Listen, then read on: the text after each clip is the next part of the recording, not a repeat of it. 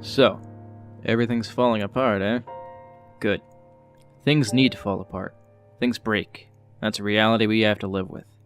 Why am I saying this in a video about games? Well, I'll tell you, friendo.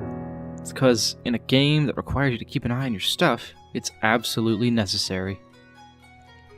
Nothing lasts forever, and especially not equipment. In a game about surviving the surroundings you're in, this aspect is second to none.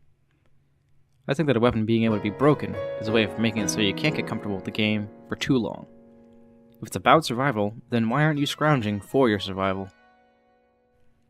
What I mean is that you shouldn't be resting on the fact that you have a really strong weapon, because it shouldn't be the best weapon forever. This mechanic is good, but it's only amazing if it's implemented properly.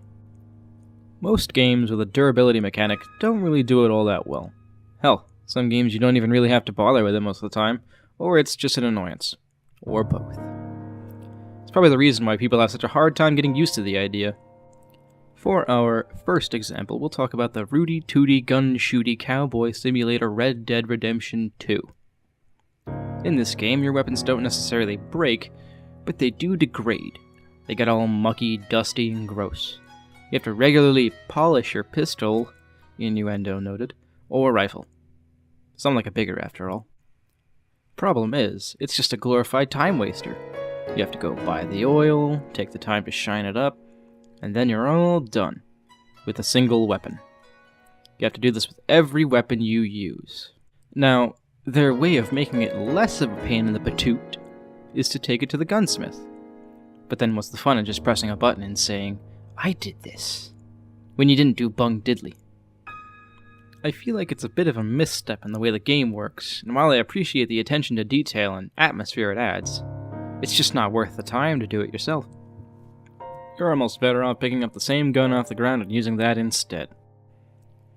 Two of my all-time favorite games have a similar issue: Fallout 3 and Fallout New Vegas.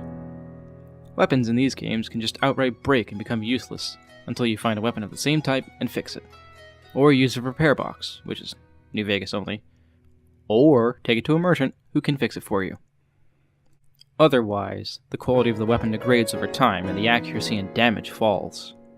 While I enjoy constant upkeep of my weapons, there are too many issues that are caused and they can easily be ignored with this system.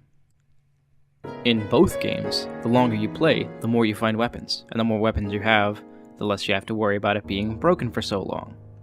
This is made even more trivial in New Vegas when you have the repair boxes that just fixes your stuff without needing a duplicate weapon.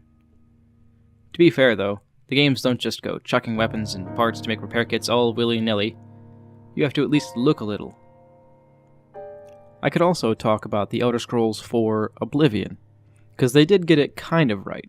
I enjoyed the rate of how the weapons and armor broke, but it was both a bane and a boon, because you had the fix in your bag with the repair hammers. You could fix your stuff at just about any time, but the later into the game you got, the less useful they became. You'd never need a repair hammer again, because eventually you just get so good at hammering away that your hammers don't break anymore. It's not the worst thing though, since at least you earn the reward of not breaking hammers in Oblivion. It's a good balance, and I think they did it okay. Let's talk about another game that got it kind of right.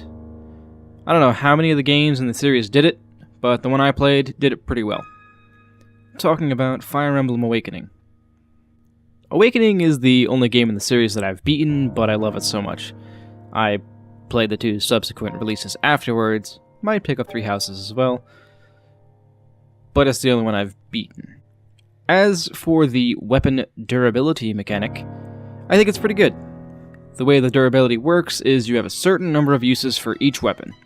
Be it a sword, a spear, or a spell tome, you can upgrade the strength, hit chance, and crit chance to make the weapon a bit more appealing, but once it's broken, it's gone.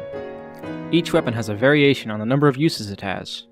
If you just had weapons that wouldn't break, the whole flow of the game would be disrupted. Your units would feel too safe, and the money you earned wouldn't really feel like it was worthwhile to collect. It's a perfect combination of ways to make the game challenging without being frustrating. On normal. I will admit that it feels bad when you lose your really cool weapons you find on the ground. Like a really neat stick you'd find as a kid and it broke against a tree you liked hitting. No? Just me? Oh. While we are here and on the subject, we might as well talk about one more game before I get to my final point. Dark Souls. Dark Souls, and Bloodborne as well, you could probably add it in here, have equipment breaking for a few reasons. It may seem like it's not worth it to have it, but it's important to keep an eye on your stuff. Never forget that your weapons and armor are your life. Usually. If you're wondering why a game that's already so taxing on the mind really needs this sort of thing, well, it's because there are so very many things you have to hit all the time. You have to hit a large amount of enemies, and enemies that are large. Not only that, though, the original intention of the game was to have all its hidden walls be searched for by the player with their weapons. When they didn't think of putting them away, that is. This becomes a bit of a non-issue after a while, though, when you realize that weapon repairs generally only cost a couple hundred souls.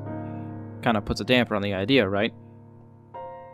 At the same time, though, there are some areas that forbid you from leaving until you beat the area, which can make weapon breaking a little more scary.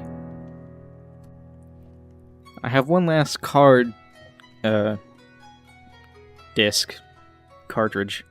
up my sleeve that I believe to be the game that did it the best.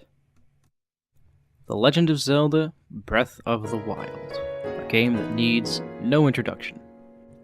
Except I'm going to introduce it anyways. This game ate up over 150 hours or so of my life, and probably more to come in the future, for so many reasons. A beautiful world, engaging gameplay, wonderful and colorful characters. With all that though, and this may sound silly, my favorite part was that you couldn't just rely on the same old iron sword you got at the start of the game and then the Master Sword. You had to find weapons off the ground, off enemies, and sometimes the arm of one of said enemies, being a skeleton.